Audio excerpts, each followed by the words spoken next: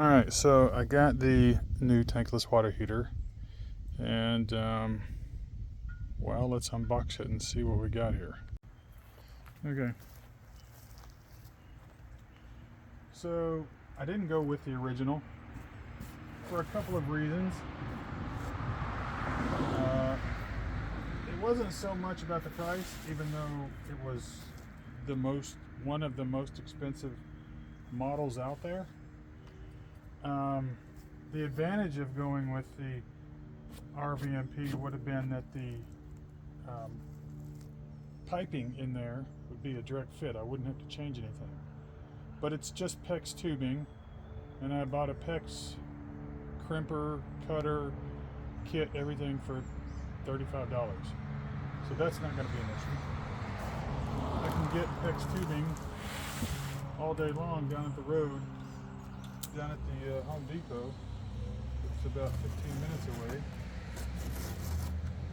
So that opened up a lot of options for me. And when I started looking at the various tankless heaters out there, there's lots and lots of brands, because I think they're all pretty much made by just a couple of companies, probably coming out of China. And if you look at them, if you look at the back, how everything hooks up, pretty much they're all the same exact heater with different labels on them.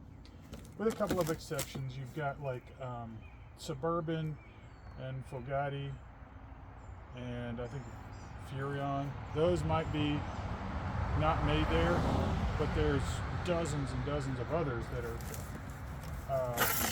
made in the same, probably Chinese factory. So I said, okay, well, let me just look at all these others, since they're all the same. If I need another one and I buy one of these other Chinese ones, if this lasts, like I've had this for 2 years and I have to replace it, my fault, but I do have to replace it. If I get 2 years out of this, that's $100 a year. I ended up getting, so when I started searching, I was seeing in the sub $300 range. I said, okay, well, let me just go to Walmart, for example. And Walmart had this brand here, Torii. No idea who they are. They do make a lot of RV stuff. For $265, I want to say it was. And I was like, oh, that's pretty good. I went back to Amazon. Same exact one at Amazon, same price, but they had this coupon, $20 off. So this ended up being $245, shipped to me in 2 days. They all have essentially the exact same controller that are all 2 wires, just like the RVMP that came off. It's 2 wires.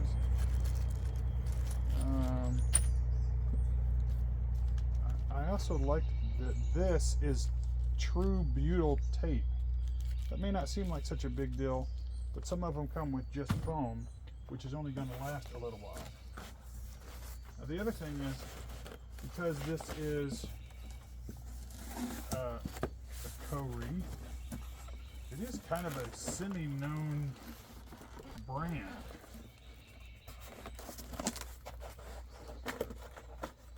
It's kind of like Bouge RV. If you look at some of those, I bought like a Bouge RV refrigerator for my camping truck several years ago, knowing nothing about the brand. It's turned out to be one of the better known brands out there.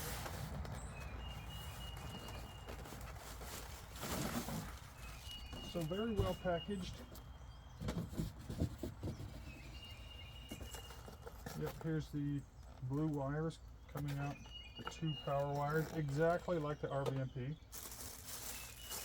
The difference is, on the RVMP, all the fittings are on one side. So I will have to modify those PEX lines in there.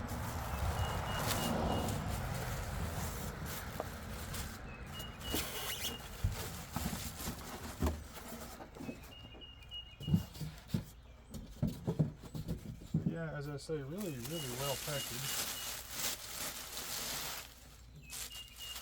I was looking at a country mod. I had seen some reviews on a country mod, and the guy doing the review pointed something out that did catch my eye.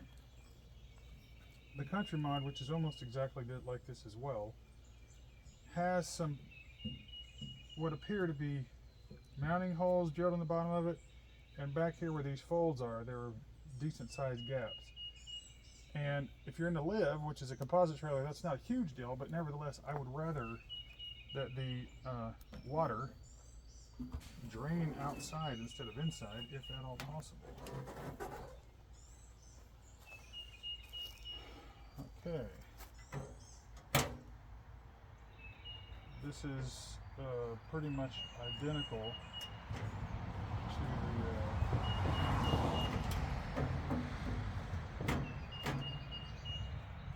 well, it doesn't want to open. There we go. Come on. Oh, I see. This is a rubber gasket here. It kind of grabs to the edge of that. Oh, look at that. I didn't know about that. That is a bypass that is clearly set to drain right through these vents. Smart. Okay. Honestly, so far what I'm seeing is really impressing me with this. It seems very sturdy. It's a little more shallow, by the way, than the RV by a couple of inches. That's good. That gives me a little room in there to work with. So what I'm going to do now is I'm going to remove the face of this so I can more easily dry fit this in the opening.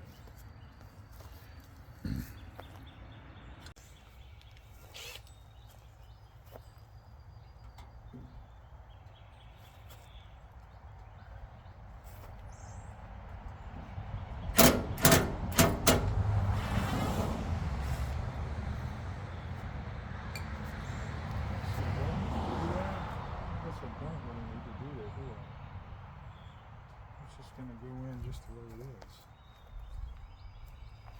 Alright, let's change ports.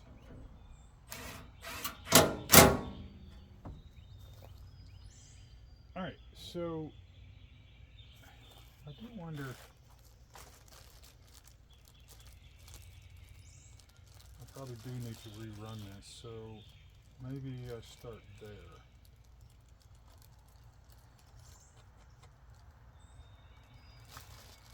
All right, let's start.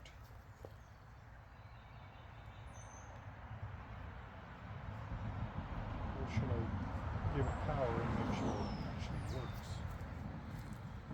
That might be the smart thing to do, that it actually powers on. So I have read a couple of online reports saying, hey, didn't do anything when we power it up. So let me go get a battery and let's do a quick little wire here and see if we can get it to power up. All right, I got a battery here. I've done a quick connect on the controller. Let's put the controller here so we can keep an eye on it. And let's energize it.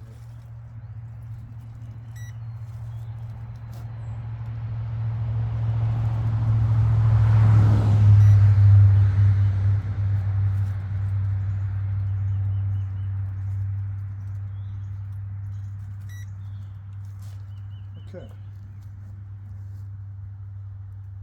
All right. Comes up. It says 26 degrees Celsius. Hit the little button here. Switches to Fahrenheit. It's alive. That's all I wanted to test. So let me disconnect everything.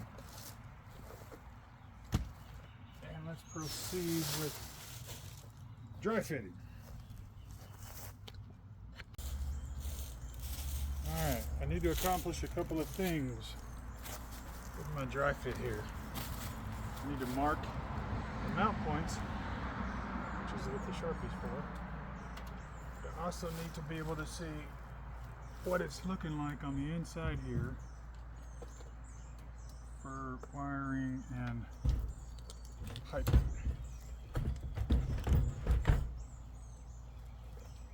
Easy fit.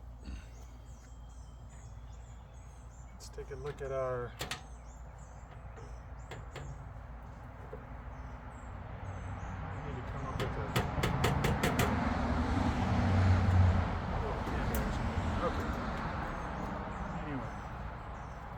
So,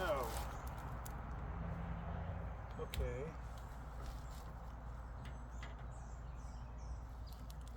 Well, that might be a small challenge. So, this is technically slightly larger than the other one, but the problem is these mount holes are actually on the inside of it. So the flange was smaller on the other one, and it fits a little bit more narrow. So I have to come up with a solution for that.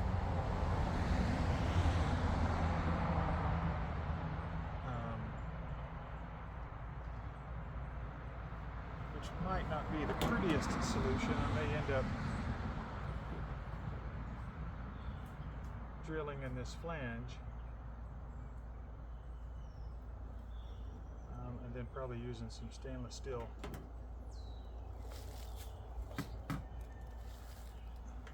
bolts. But let's go inside. Let's take a look at what the wiring looks like and the plumbing looks like inside. Okay. So you can see the original fittings up here. Gas won't be a problem.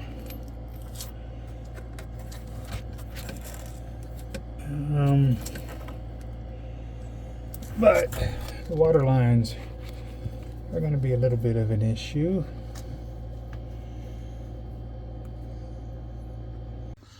Okay, so this is a learning experience for me. There is no simple way to reroute that. So laying there looking at it more with the heater in place, I decided I'm going to have to redo a lot of these. They didn't really explain to me the point of these two, but these are obviously valves to turn things on and off.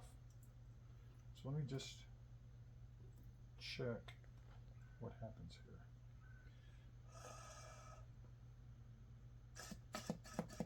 Okay, so that routes through here.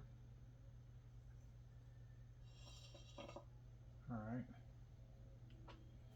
If I turn that this way. Okay, so that blocks this. So the point of that is a bypass for the heater entirely. They didn't cover it with me, so I don't really know what the bypass would be used for. I mean, I can sort of figure out why you would want to bypass something if you've got a leak, for example, like this. Yeah, so if you got a leak, you could turn these, bypass the heater entirely, still have water in the camper. Okay, so that must be what that's for. So what I'm going to do now is I'm going to remove all these clamps, save all these fittings. I may end up having to buy some other fittings. If you notice, these come in a strong angle. I almost kind of wish they were straight off. That would be much easier. But let me get all that done, and then I'll cut this back on. All right. So I got this all apart. So I've got the two fittings that come with a 90. I'm actually going to go look and see if maybe I can get a couple of these. Instead of being a 90, they come straight off. I'm sure they make these. A pair of 90s and a pair of straight throughs.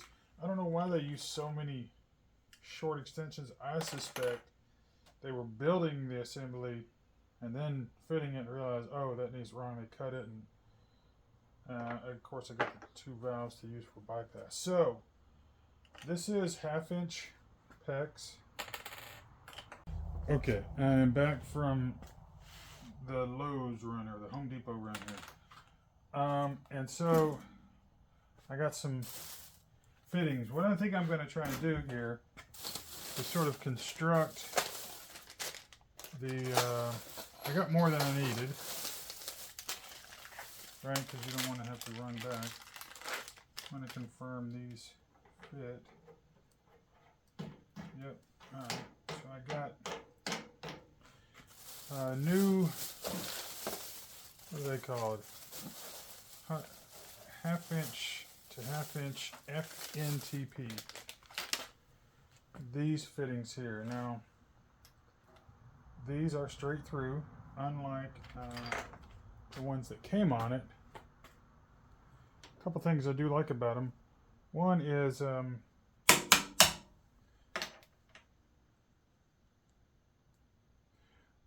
guess that is rubber. It looked plastic, but no, that is a rubber sealer. The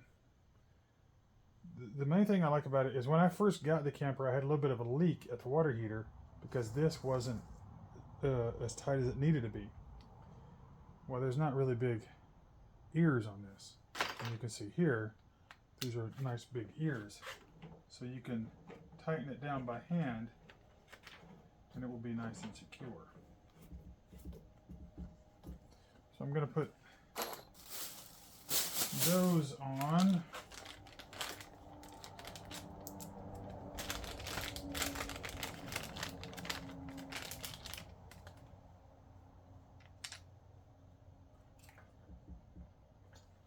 There's a little bit of water that came out when I removed the shipping covers. So that's good. They do testing at the factory. Always a good thing. So what I'm going to try and figure out here is the method by which this is going to tie into the system that is already out there and still have a couple of bypass valves. I guess they'll be like this really. So I really should have just left those. I don't know. Let's go out there and see.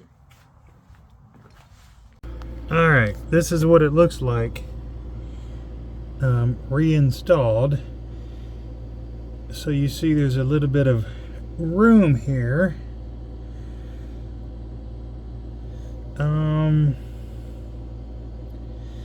So here's what I think I'm gonna do. I'm gonna bring this out, do a 90 to about here, where I tie into the first bypass valve, and I'll tie into the second bypass valve. I'll cut that line up there a bit short so I can tie into it with the hot side bypass valve, and then I'll run it across. So let's see.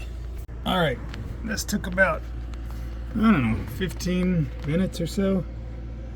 So coming out of there, I do a 90 into the first bypass valve, and then up and over, and then across to where it will connect into the supply. And then on the hot side, come out 90 up, across to the bypass valve. I just connected the bypass valves directly to each other instead of doing that funky little extra bit that they were doing. And so now all I got to do is get this remaining clamp off over here, and then I could theoretically plumb it all up today. But that clamp back there is really hard to get to, and I have a cutter coming tomorrow. I'm thinking about waiting to do that. Alright, so what I'm going to do is I'm going to go ahead and just start buttoning this up.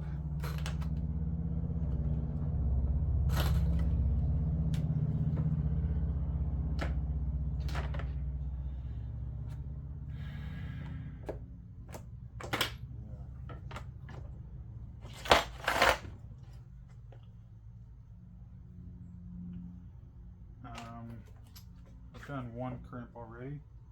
This will be crimp number 2. I know these can still be moved after the fact, but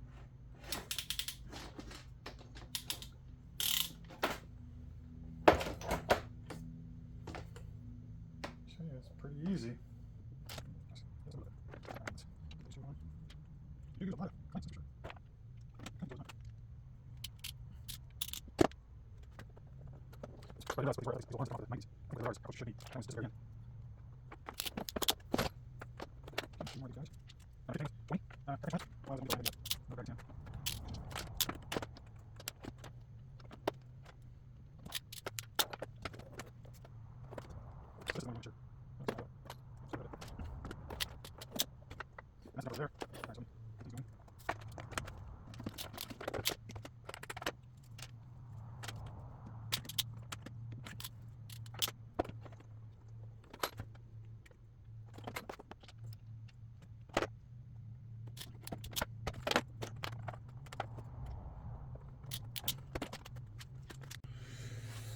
Okay, I've got the replacement side all clamped up now. Should be able to just go in there, plug it in, and be back in business. I've got the clamp still on the fitting inside. It's actually holding me up. I might try and find a way to get that off today so I can clamp this, and then we are back in business. Water hose wise. All right, let's turn our light on. We've got everything connected and crimped now. I ended up finding a tool that I could use to cut that old one off. Crimped it on there. I actually needed to pull the unit out and crimp the last 2 from the outside because there's just not enough room to do it in here. So now what I'm interested in is if I cut the water on, do I have a big leak? Sure hope the answer to that is no. So we're about to learn together. Here we go.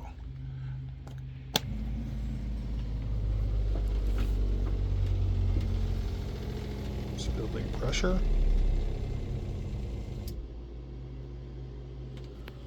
That's a good sign.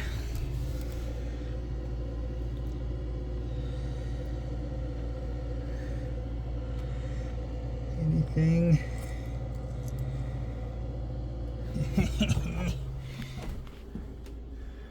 Let's turn the water in on here.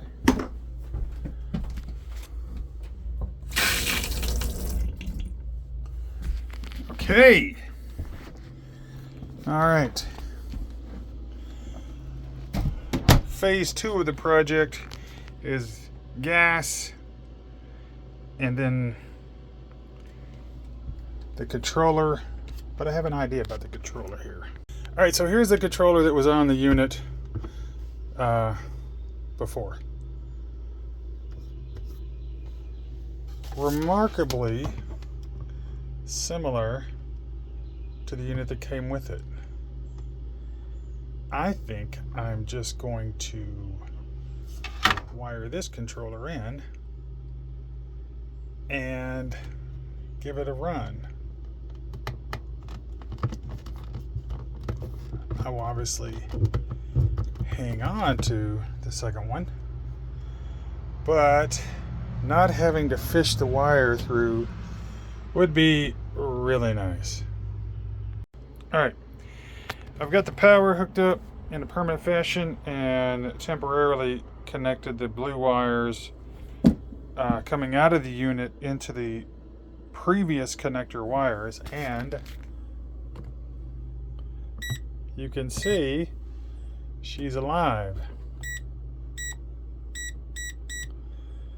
So I'm going to go down to 115. Now there's no gas. I'm going to turn the water back on here. Water is on. So in theory, what I'm expecting to happen here is I am expecting that to detect water flow, attempt to go through its startup cycle, but there will be no gas, and therefore it will fail.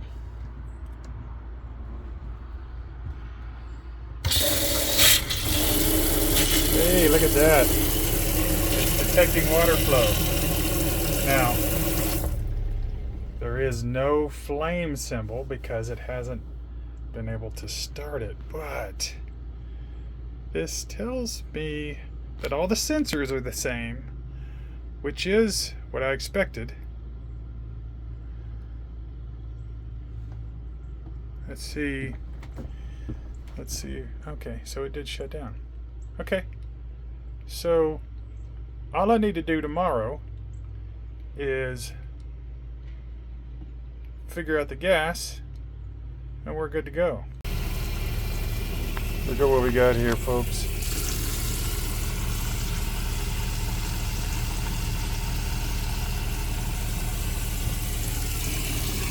We have hot water, baby.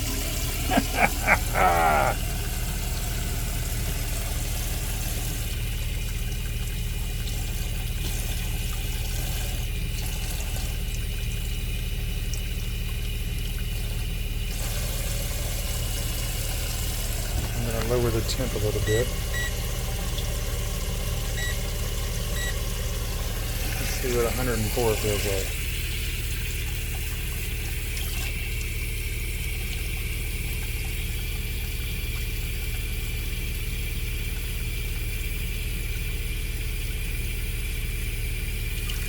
It is not very warm. Let's raise it a bit. 111 is where we had it.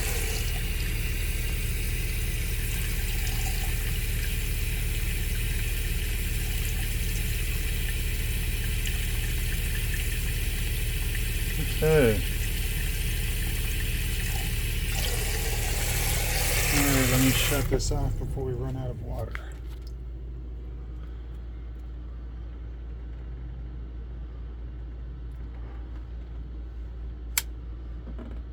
That worked great.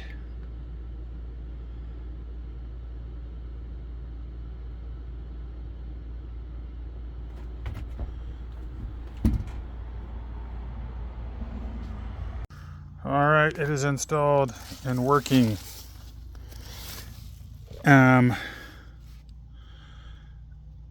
There's 4 mount. No, it's not at the top. It's at the side and at the bottom. 4 mount points here. And I was going to install a 2-inch piece of flat aluminum stock along the side here. But what happened is once I got the 4 bolts in there, even before I put the butyl tape on there, it's extremely sturdy. I mean, to be honest with you, the factory mounting was pretty weak. It was being held in there with just a little bit of butyl tape. This, on the other hand, has 1/2 inch of butyl tape all the way around, and it is really on here strong. It's going to be hard to get off if I ever need to take it out again, actually. So these 4 mount points plus a bunch of butyl tape, real strong butyl tape, it's in here really good. It works like a champ. So yeah, it's a bit of a pain to get it cut over, but I think going forward it'll be good because all the ones I saw have the same layout on the back. So now all I got to do in the future is $250, Bing bong, get some butyl tape, and we're back in business.